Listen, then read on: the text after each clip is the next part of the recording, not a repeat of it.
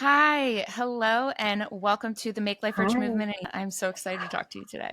Hi, I'm so excited to be here. First of all, I love the name of this podcast. It's so fun. Oh, thank you. And I'm excited to chat. Oh, so fun. So, everyone, I'm just going to be blatant about it. I straight up stalked and harassed Anicia over the course of the last few months. I'm so enamored with her company, her personal growth that she is so, vulnerably sharing with the whole world to kind of take a peek at and enjoy. And I really just am so intrigued and amazed by what seems like the serendipity of your childhood into your career path and what it's led you to doing now. So I would love for you Yeah. to give us just a little bit of background about what your childhood relationship to food was and, what your roots in that area kind of lie alongside your childhood experience with food. Yeah, so I grew up in a Nigerian and African American household, and food and cooking was like a love language in my family. Like we always either cooked together or there was always food on the table. Whenever we had family gatherings, there was always food around. And food just kind of was like a center of my life. And also growing up, I was the oldest sister. So oftentimes, like, when my parents were working, I would have to cook for my siblings or make sure that we had dinner and snacks.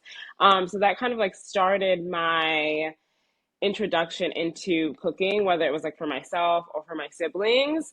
I think the biggest motivation for me was the fact that like we mostly grew up with Nigerian food, and I wanted to try all these things that my friends were trying and talking about, whether it was like nachos and burgers and hot dogs, like the traditional American food. And my parents were like, no, like that's not what we eat. And I was like, I want to try it. So I would eventually like start to kind of learn how to make these things because that was kind of the only way that I was going to get them.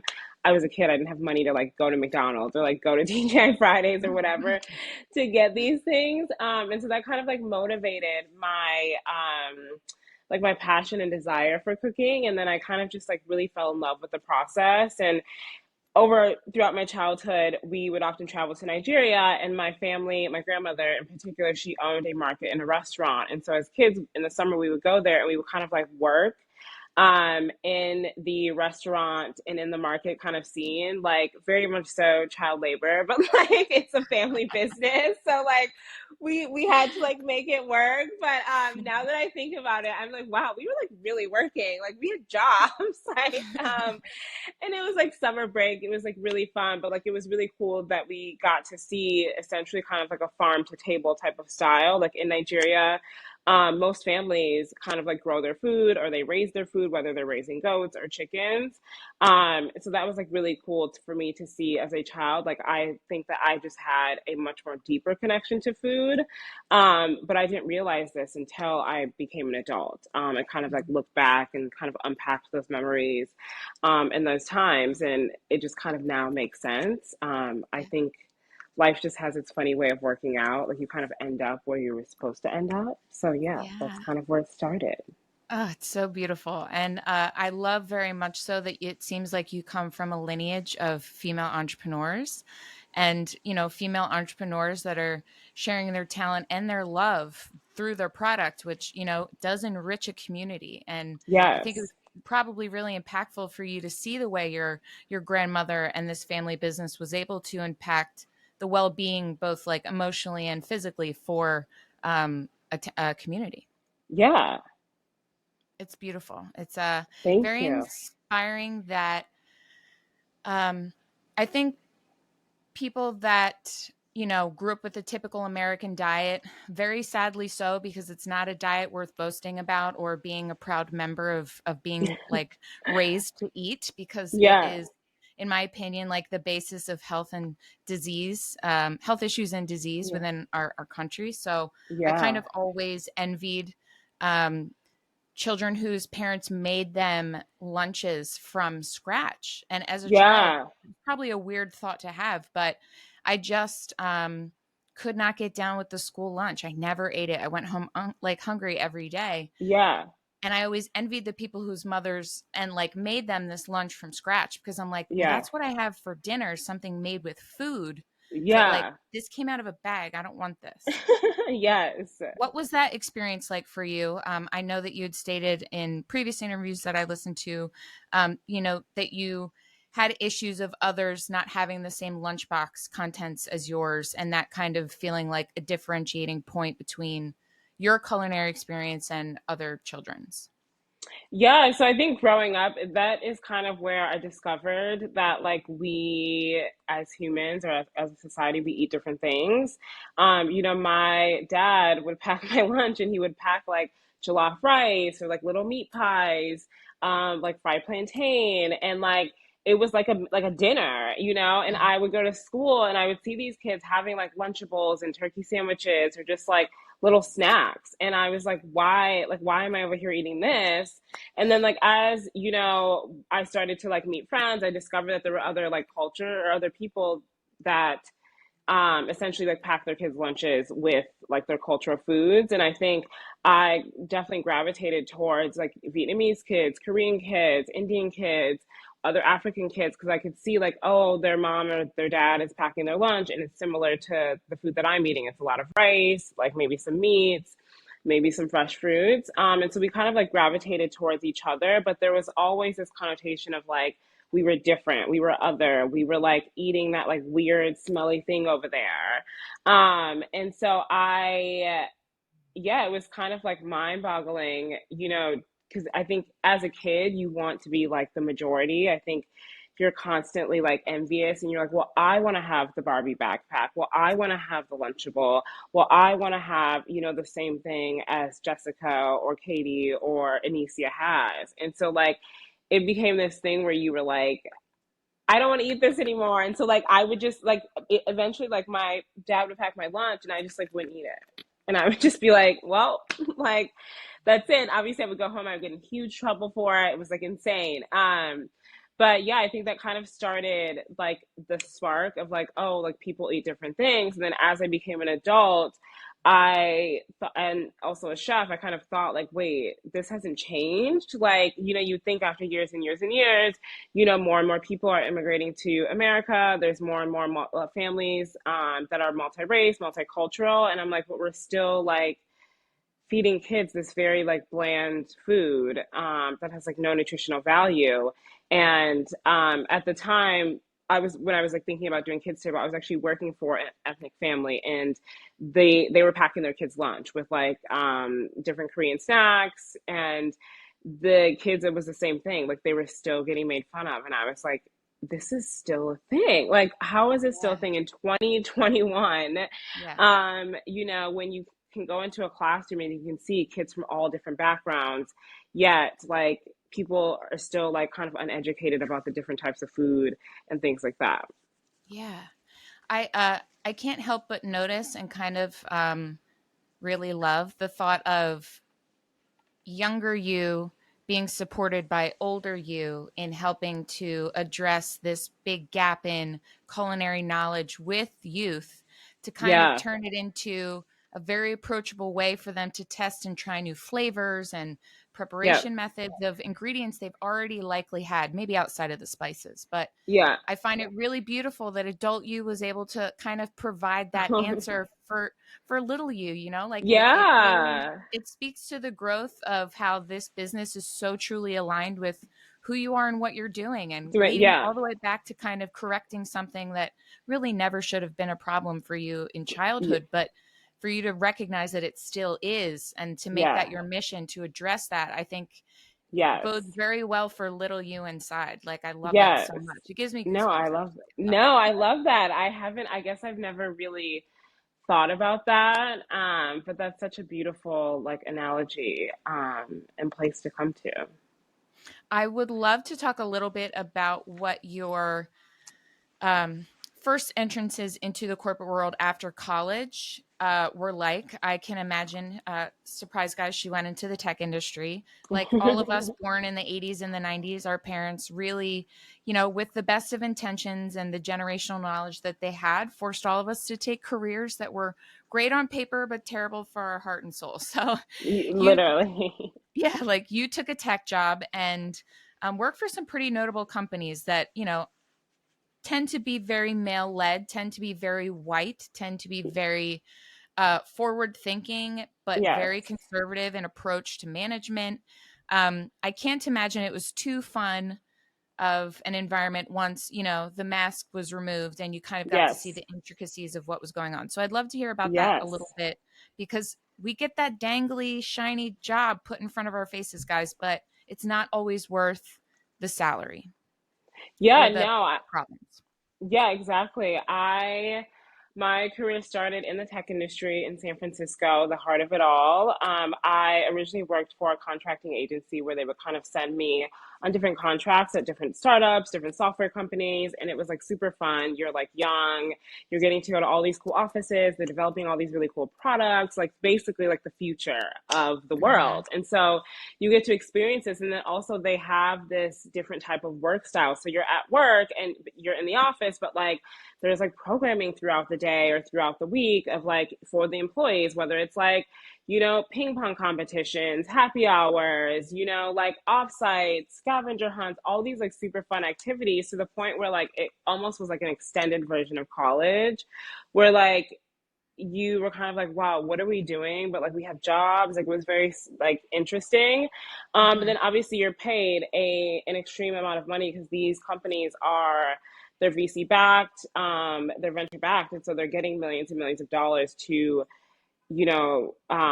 grow this company as fast as they can with as much employees as they can, and at whatever rate that they need to get to the next scale of their company.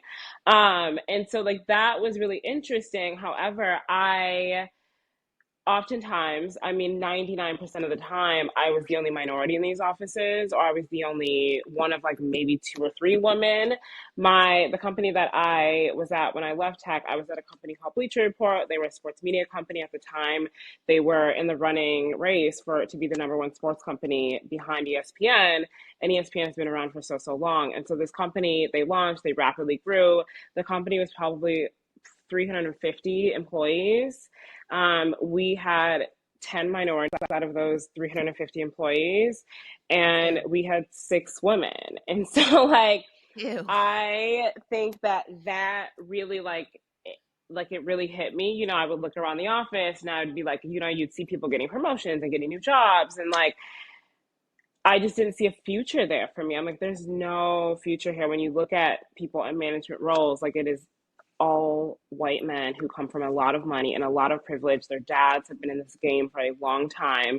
And I kind of was like, I love the idea of working in tech. I love working for all these new innovative products. I love this like work-life balance of like, unlimited PTO and like happy hours on Thursday and things like that. But it just like wasn't real. Like it wasn't real.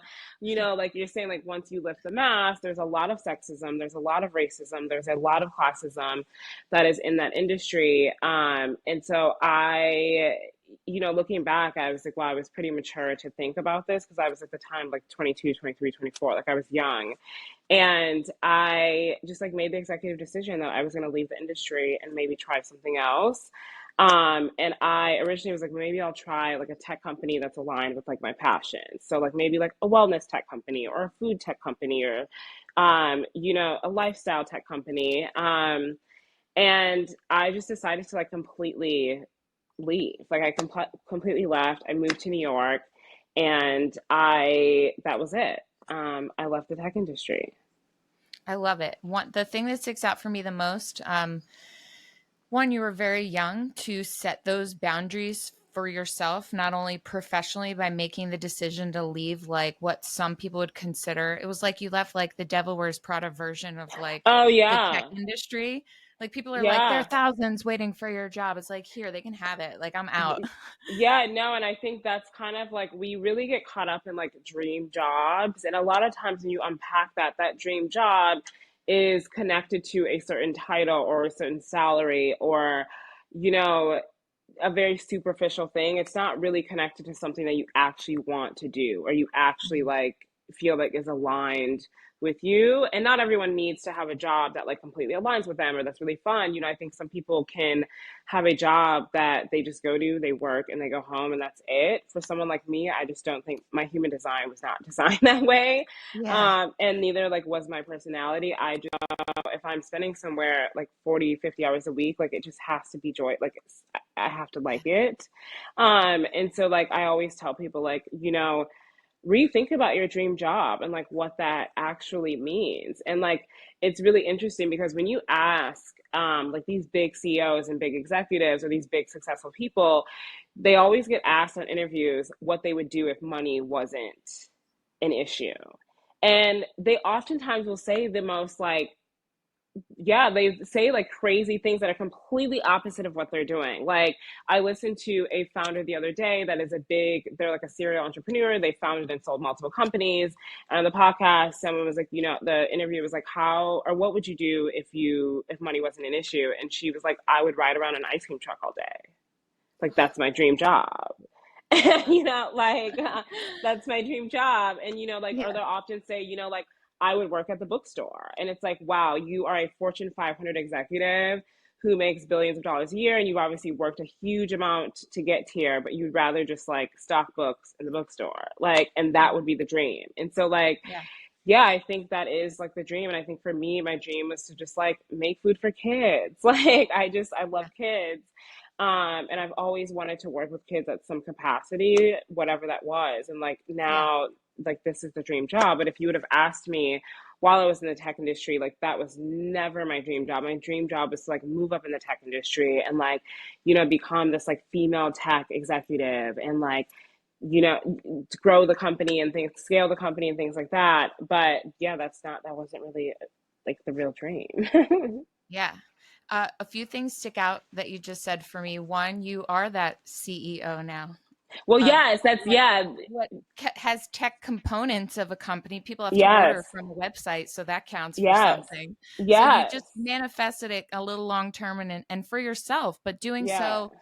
Okay, so gosh, I want to like jump right into you having this moment where you're like, fuck this, I'm out.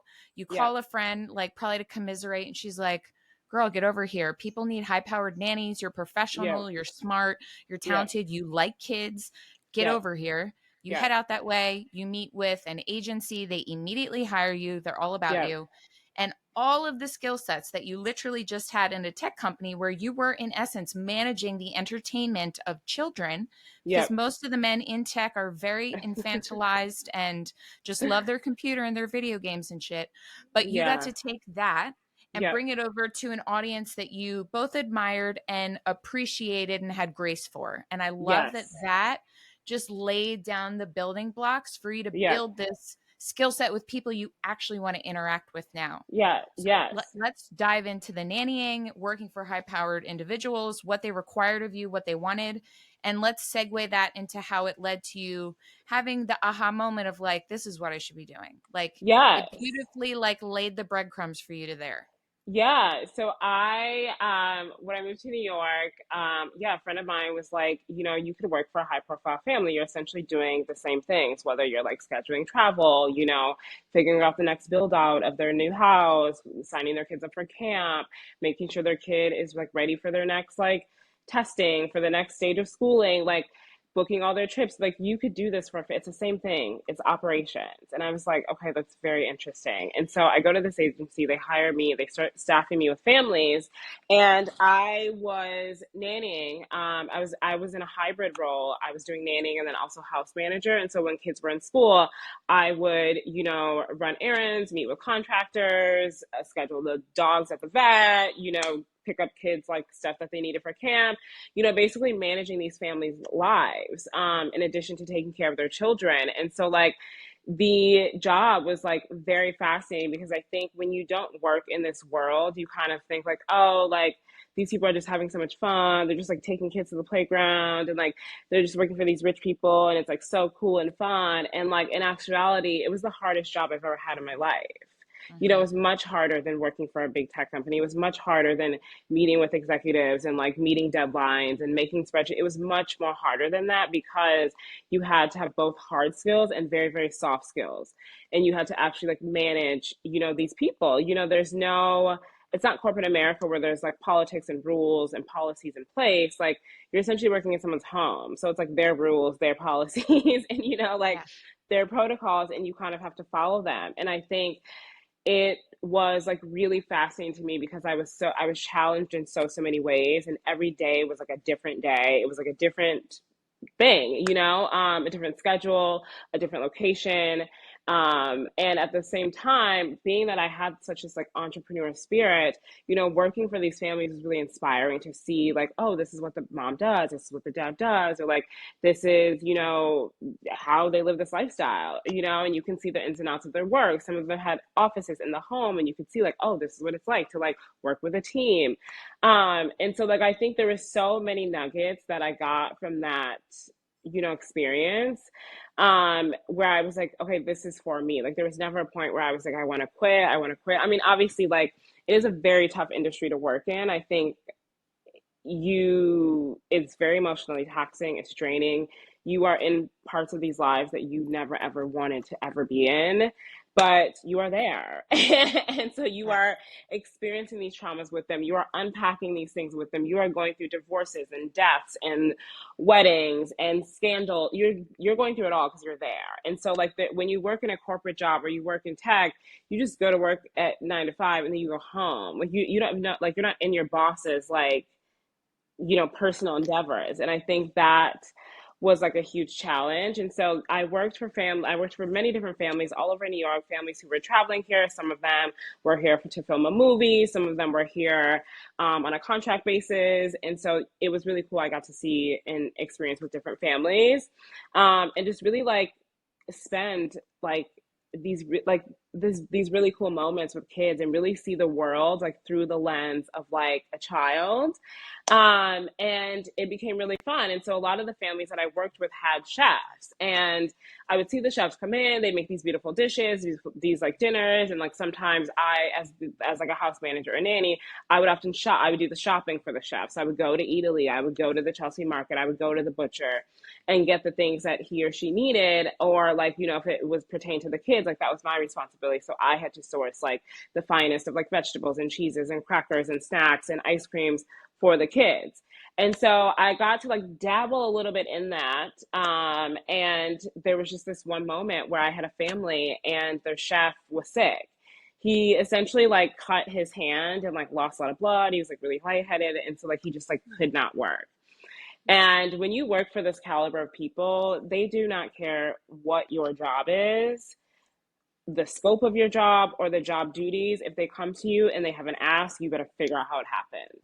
So me being the childcare provider, the mom is like, Sebastian is out, like you have to figure out Thanksgiving dinner. And I'm like, what? So I'm like trying to like call like agencies and chefs and try to figure out if we can get somebody in. And it's like 2 days before. It's like there's no way. And so I like hit the ground and I start like DMing chefs that I know on Instagram. I start going on YouTube watching videos about like how to prep the turkey. And I prepped the whole meal. I prepped the meal, and then the next day, they had like staff kind of like help out and reheat the meal and put it on the table. And I was obviously like literally shitting my pants for a mere 24 hours because I was like, this has to be good, this has to be good, this has to be good. And it went really well. And I was like, wow, like I think I can do this. Like I really think I can do this. And then I worked for another family, and they had a chef that was responsible for doing like for most of the adults, because they often had like family in town, dinner parties, corporate events in the home. So the chef primarily focused on that, and my responsibility was the kids, and to feed the other staff. So I would often cook things for the kids or meal prep for the kids. And yeah, I just remember doing that for a couple months, and I was like, wow, this is like really fun. Like this is actually fun. And in my personal life, I battle a lot of chronic illness that I've had since like a child. And so like in my personal life, I've had to learn about nutrition and cooking and sourcing the ingredients. And so like it was just kind of aligned with my personal and the professional. And so I Well, I literally woke up one day. I know people are like, I just woke up one day and this happened. No, I literally woke up one day and I was like, I think I'm gonna go to culinary school. Yes. And I remember I got on my phone and I was walking to the city bike station and I'm like typing in like culinary school NYC, culinary school cost NYC. And I'm like DMing other chefs, like, did you go to culinary school? Where did you go? Like, what do I need to do? I want to become a chef right now. um, Hmm. and I DM'd this amazing woman, Sophia Rowe. She is a James Beard award-winning chef. She's super amazing, Emmy nominated. I DM'd her and I was like, Sophia, like, I know that you used to be a private chef. You used to work for families. Like, how did you do this? And I like thought like she would never respond. Like, I was like, this woman's not gonna respond. She responded. Wow. And she was like, oh my God. She's like, let's get coffee. Like, well, I'll talk to you about knives that you need. I'll talk about like programs or maybe restaurants that you could stage in. We'll like figure it out. And I had coffee with her. And I, like that same day, I signed up for a culinary program and I walked to the West Village to buy a set of knives. And that was it. I kind of fell into this whole chef world. Love that. Um, and during culinary school obviously trains you and teaches you to become like a restaurant chef. You know, that is kind of the goal. Like people want to become restaurant chefs. They want to be well known. They want to, you know, have this like place that people are always going to. And I was like, that's not like I'm not built for that life. Like I just like the hustle, the bustle, the really fast pace, the like toxic environments, the like working every night till 2 in the morning. I was like, I can't do that. So like during while I was in culinary school, I was kind of exploring like, okay, I can do private chefing, I can do food styling, I can do like all these other things.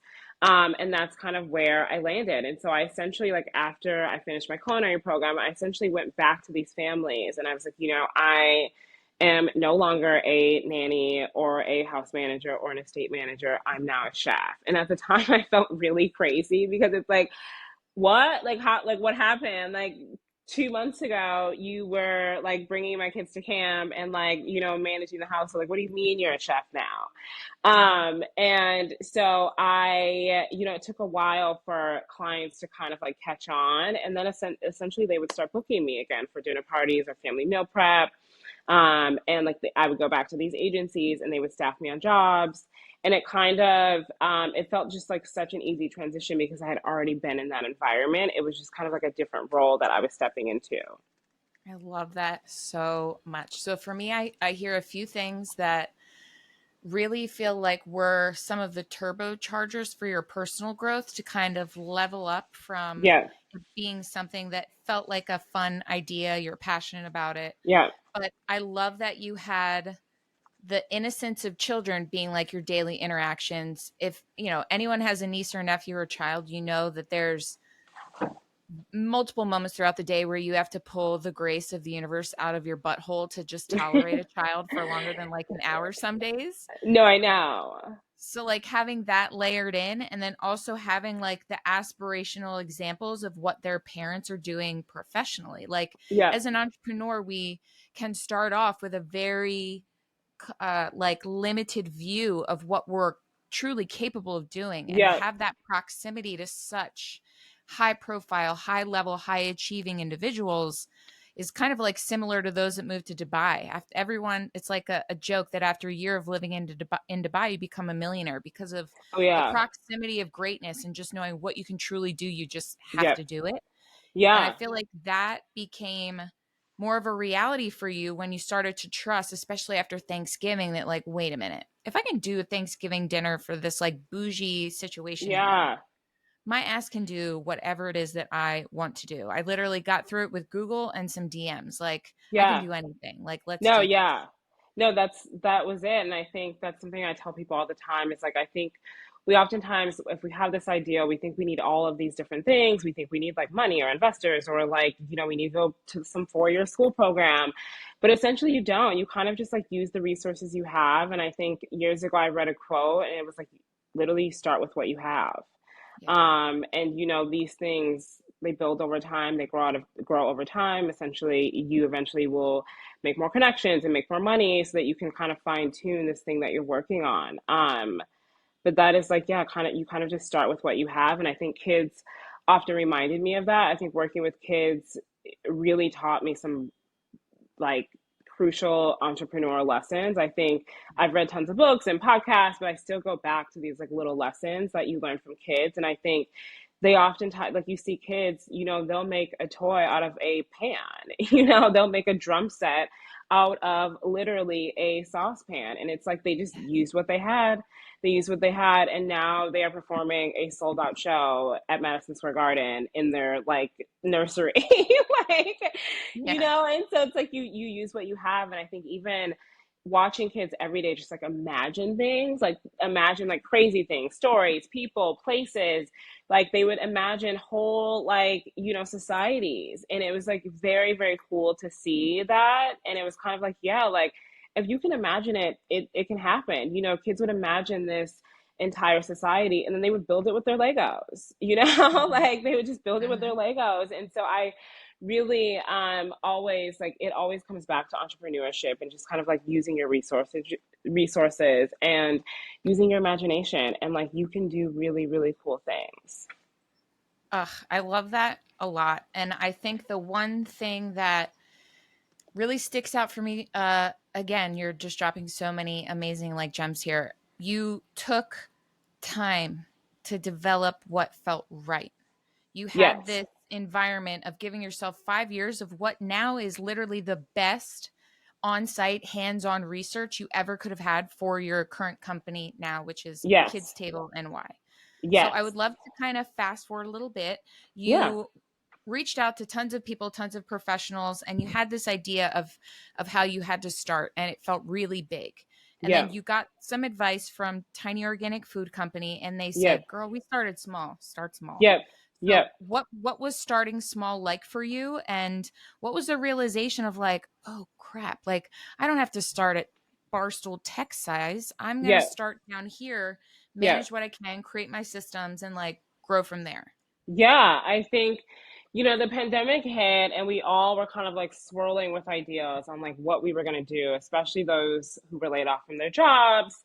And for me, I was essentially laid off. My clients kind of like fled the city. And so there were no dinner parties or events or corporate events or like retreats. There was none of that happening. And so I was like, what the fuck am I going to do? and so I reached out to, other chefs, other people. I reached out to other parents, and they were like, just start a kids company. And so originally, Kids Table was actually kids cooking classes. So originally, it was like virtual kids cooking classes, and because kids were doing remote schooling. And then a parent was like I don't need my kid to learn how to cook. I just like I need food. Like I need food on the table. And so then I kind of researched all these new like meal companies, whether it was like Sakara Life or HelloFresh, Blue Apron. And I was just like, these people, like these companies start with like millions of dollars and teams and like a manufacturer and a facility or a co-packer. And I'm like, there's no way that I can make this work. And I essentially just started reaching out to chefs at these companies. And I'm like, how did this start? What happened? Like, what was the starting phases? And it was shocking because all of them were like, oh, we started in one city. We started doing deliveries on 2 days, or like we started cooking the meals like in an apartment kitchen. And like, I was like, wow, okay, so I don't actually need a lot. I talked to a woman that worked for Sakara Life, and if anyone is listening, Sakara Life is the fastest growing like vegan meal delivery service in the United States. They launched, I believe, like 2017 or 18. Extremely fast growing, extremely popular. They're massive, a massive company. And I, talked to this woman. She was one of the founding employees, and she was like, we started making that food. We were like making the food in a apartment kitchen, and we would go to the park and at Union Square and find kids, like find like skateboarder kids, and ask them if they could deliver this food for us. So these kids were Wow. delivering these salads. They were like, we had no, there was no delivery service. Like we had no money, so we couldn't pay for a service or anything. So they were like, we're super super scrappy. So we started. We started in the apartment. We would find like kids, these like high school, college kids, like riding their bikes or riding their skateboards. We'd be like, hey, do you want $100 to deliver some like salads today? And like they would do it, and that's how they kind of built their business. And then over time, like they gained all this traction, you know, because people wanted to know like what is this company, what are they doing, and then they essentially had to hire staff and hire a delivery service, and now it's just like really crazy that in 5 years that company went from like cooking in a studio apartment and delivering with like children to now a 200-person company, you know, millions and millions of dollars in revenue. They now have expanded into a CPG line, into events, into production, into brand sponsorship, so many different things. And so I kind of was just like, you have to start small. You can't, there's no way that you just start big. And then also, like, not every good thing does not start at their best. You know, they start from like the bottom. And so you kind of have to like build and like get out the kinks and learn the trials and the errors. And like that takes time. And I'm so glad, you know, now looking back, you know, those beginning days, I worked in a commissary kitchen. So essentially, a commissary kitchen is a commercial kitchen that a lot of businesses can rent out. Instead of, you know, having the capital to have your own manufacturer, you can work in this like shared kitchen and manufacture facility. And so that's what I would do. And you kind of just like, it's pay by the day. And so I would go in, I would pay for the day, I would make all the meals, I'd package them, I'd put the stickers on them, I would load them in the back of my friend's car, and I would drive it around Brooklyn and Manhattan and Mm-hmm. deliver them. And, you know, that's what I did for the first entire year. Yeah. And, you know, while you're doing it, you're like, this can't be real. Like, is this happening? Like, what's going on? But like, it works. And we were getting orders and people were like really excited about it. Brands are reaching out like, oh my God, we want to partner with you guys. And I look back at those beginning days because I think, you know, you're like, how is this going to work? You kind of feel like you're like faking it till you make it. And it's like, Mm-hmm. yeah, that's like kind of it. And like through that process, I was able to learn, you know, I was seeing the customers because there wasn't a delivery service. So I was seeing the customers, I was able to talk to them and see like what their thoughts are, what their feelings are, what can we change, and like Yeah. taking that feedback and, you know, redeveloping the product as I went along. And I mean, I'm still working my full-time job as I build this business, but it was like, I would like, you know, babysit on the weekends. I would do dog walking, and any kind of cash that I got, I would just put towards the business, you know, whether that was buying containers, buying groceries, maybe paying someone to help me prep for the day. And so like it was really scrappy. It's still very, very scrappy. Like we don't have any investors. So it's very, very scrappy. But it's like still it's really cool to see like you can do a lot with scraps, you know, and I think Yeah. like I think of it as like a cookie, you know, there's crumbs, but like essentially like that becomes like a whole chocolate chip cookie, and like it's still just as delicious. Yeah. You're, oh, man. Before we started this interview, guys, I was like, listen, you're going to be $1 billion company. I'm saying 7 years, maybe, but it feels like five to me. This is just such an incredible model. And if only for the gap, not only with just children's meal delivery programs in general, but ones that are literally not leaving out anybody in the palate department, the spice Yeah, department, cultural representation. Can you walk us through what some of your more popular dishes are?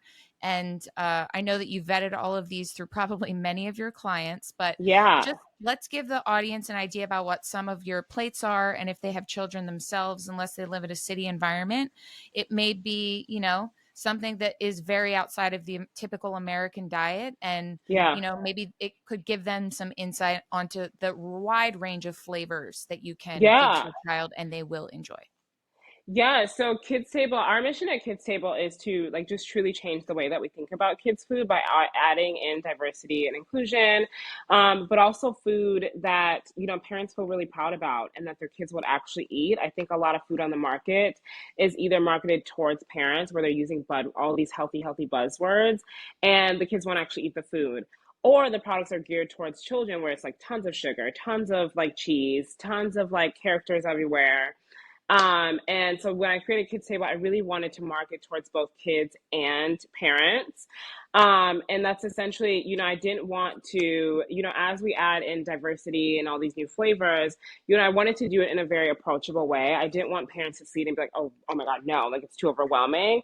And so essentially, like when I was developing the product, we essentially took standard kids items, whether they were like the standard chicken nugget, the standard meatball, the standard pasta, and really elevating those with different flavors. And so on our menu, we have like a za'atar chicken tender, we have a teriyaki meatball, We have like an heirloom tomato pizza cup. We have a cardamom spice oatmeal muffin.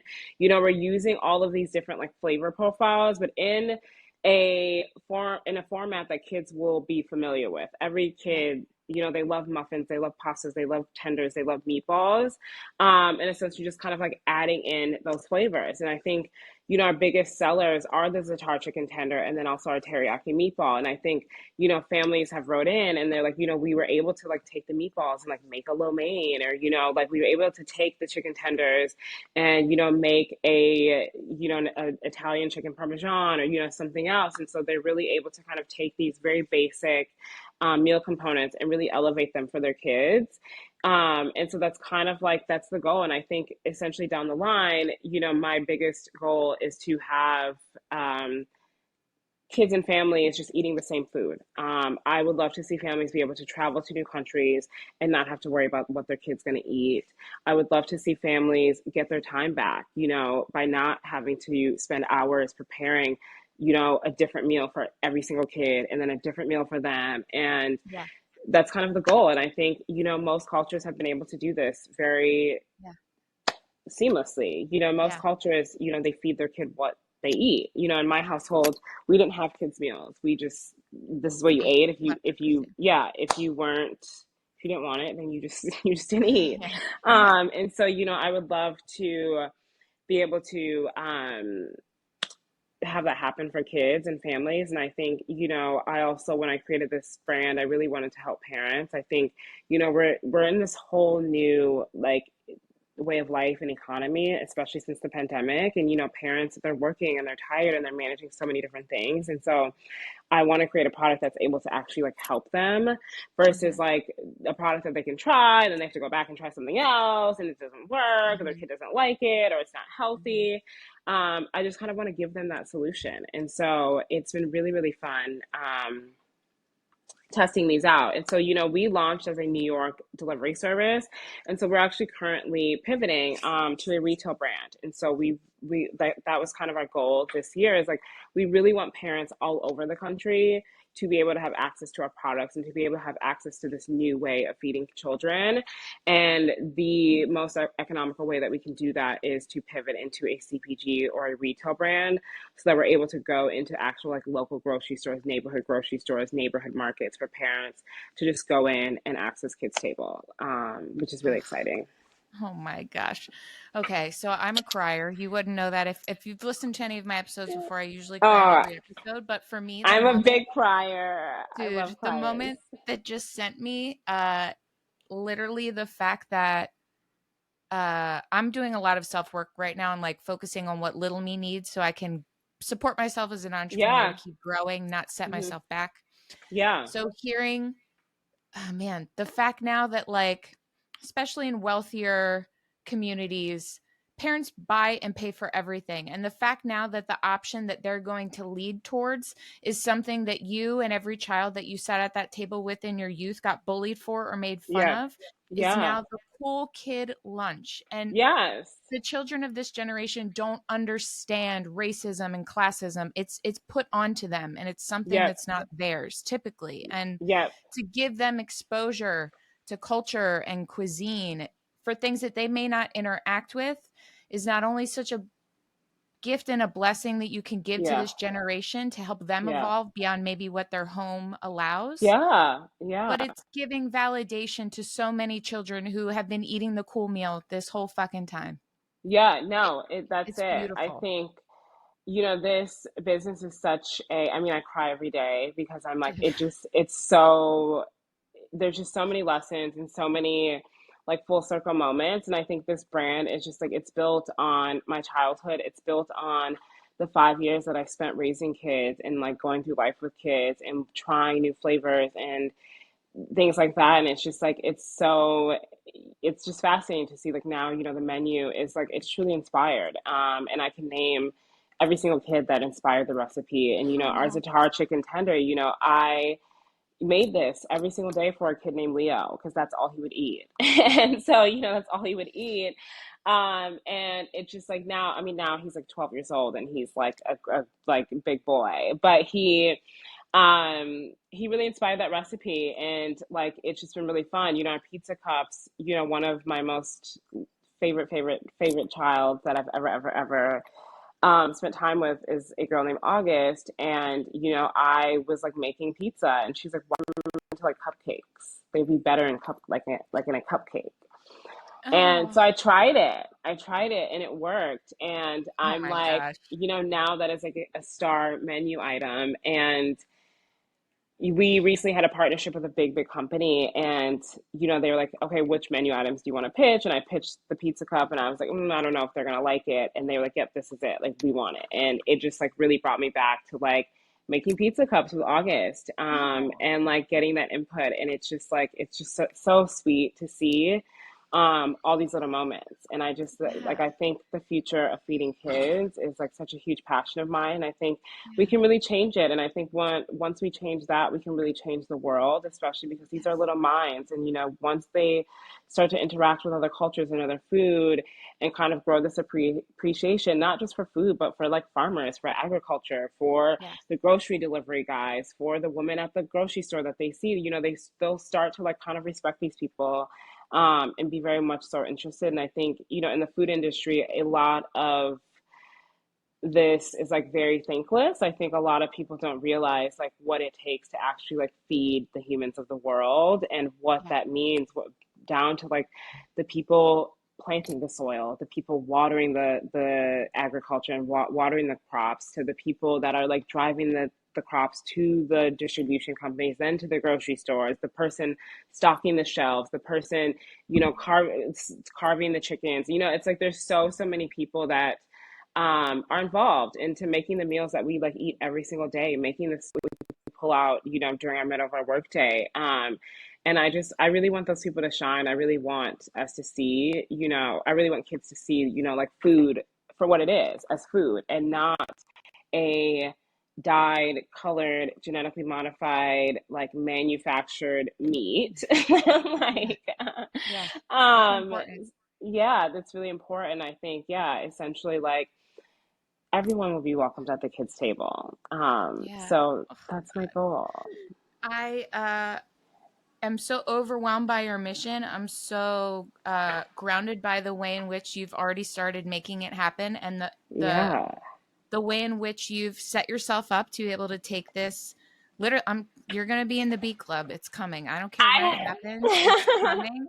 Your mission is so impactful and so broad and so genuine and rooted so deeply in who you are, down to your childhood and what your Oh, grandmother taught you and showed you, and the yeah. things your parents instilled in you. And it just feels like a legacy business that's going to live on and really make an impact in this country. And we really need it in so many different avenues that your businesses are going to provide. I know there's more beyond Kids Table. I know you have so much in plan for Oh, that. yeah. So many ideas. But I'm just trying to stick with one Yeah, at a one at a time. time. You're doing so One at amazing. a Their time. time will come. Their time will come. Yes. Yes, yes, yes. So the last question that I ask every guest is, what makes your life rich? I think what makes my life rich is my community. I think community is very much so important.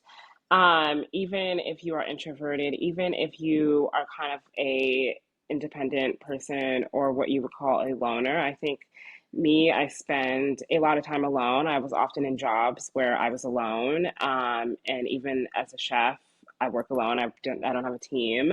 But I think community is very much so important, whether it's your friends, your family, your local like yoga class, or like your just people in your neighborhood. I think that is so essential. And I always encourage people to build community. No matter what. And I think oftentimes we think we can do this alone. We think we've got it. We're super smart. We're super savvy. And then you have days, or you have weeks or months where like you can't, like you literally can't.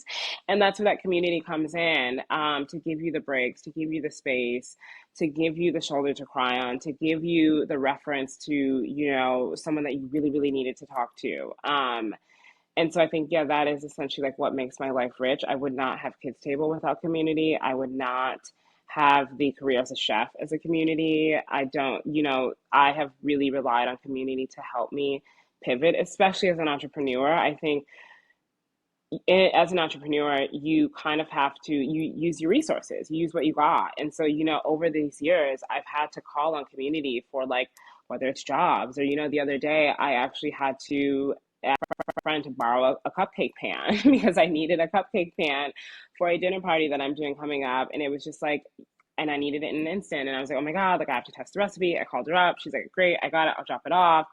And it's like that's community. And yeah, that's truly what makes my life rich. And then also like the little beings in my life, the little humans, that a lot of the kids I used to nanny or families I used to work for, a lot of them I'm still connected to, and so we'll have little play dates. Oh, Yesterday I took some kids, we went out for ice cream, and then we like went for a walk. A couple weeks ago I took some kids to Coney Island, which is like this like amusement park in New York, and so like I think it's just they really, really, truly like make my life rich. And I think they're a constant reminder of like, wow, like I'm really like doing something good. And that I have like progressed. So yeah. oh my God. You are such a treasure of a soul. I'm Oh my so thankful that I God, so got are to, I'm you. obsessed with you. I'm obsessed with you. And No, this is your mission is so important for not only the food industry. One, yes, it is way beyond time to have more Black female CEOs in all industries, but the food yes, industry especially is so toxic and masculine yes, ridden. And I just love so much that your mission of providing education and comfort and experience and generating curiosity in such a pivotal time in a person's life, childhood, when yeah, you're so open to things, you're yeah. going to change the world with your work and your company. And I feel so honored to have interviewed you now at this stage of your business. I can't wait to Oh, say way back when, before you were a billionaire, I get to interview you. But yes. it was truly a pleasure. And I just thank you so much for your time. And I will be watching creepily on the gram, seeing what you're doing every day, because No, I this is cannot wait for lovely. this evolution to just keep growing. It's beautiful. So thank you No, so this much is for amazing. coming. Thank you so, so much for having me. I love having conversations like this. I love your podcast and the movement. And if Thank you you. guys ever do like in person stuff, I mean, I'm just right over the bridge in New Oh my York. So God. I'm happy to hang. I think, Yes. yeah, we all have to stick together, whether we are podcasters or chefs or store owners. It's always important to kind of stick together and build that community. So thank you for inviting me to your community. I'm You. so, so excited to be a part of this community and listen to the podcast and see Oh my God. everyone's feedback. Thank you so much. Yes, and I will have all of your show anything that we need to link, your Instagram, the website, Kids Table Instagram, all of it will be in the show notes, guys. So please go check that before you exit out of this episode. You do not want to miss this evolution and this growth. And she also has such beautiful content. She Oh, celebrates traveling. She celebrates her wins and herself, and she's the right and best type of entrepreneur friend to have on the internet and in real life. So it was such a yay. pleasure. Thank you so much, Anicia. Yay. I'm excited. Yay. Yay.